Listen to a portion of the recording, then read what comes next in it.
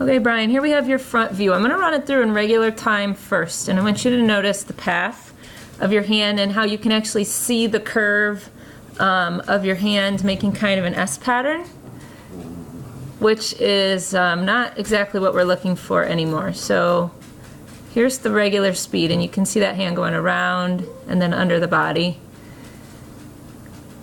So we're going to slow this down.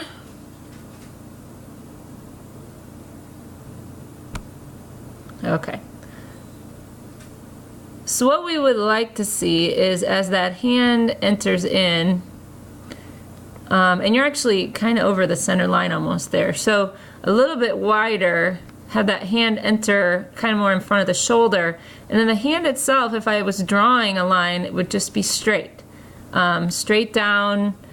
That doesn't mean a straight arm. You're still going to bend the elbow, so there's going to be almost a 90 degree in the elbow, but the hand itself is going to have a path that kind of slides under the shoulder out to the hip. What we have in the video is you're coming in at the center, you're pushing out, and there's a whole lot of bubbles there, which means any good water you were catching out front, you just lost right there. And then you're going to come back around, and you're crossing under the body pretty far right there, and then you're swinging back out again. So that's a classic S pattern. It's just the way we were all taught as kids.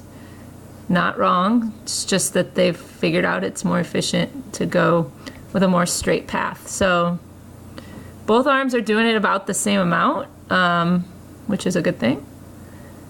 It's a little easier to fix that way. But especially when you breathe, you can see that hand just pushing completely to the side right there. There's no reason for our hands to be pushing to the side. We always want to be moving the water back. So if we can keep that elbow bent and those fingertips below the wrist, below the elbow, and then you're always pulling back towards that back wall, you're going to have a more efficient stroke. Whoop.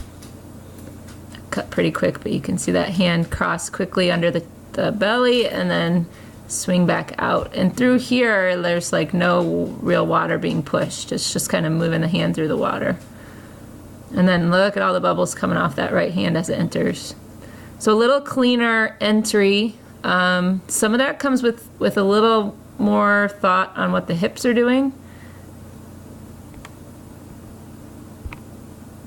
You can actually clean up the hand entry by being a little more aware of the hip rotation. And we'll slow you down and run it through. But that's the main thing to start focusing on, is finding that EVF pull that we've been talking about, keeping those fingertips toward the bottom and not towards the sides at all. So we'll keep working on that. Good job.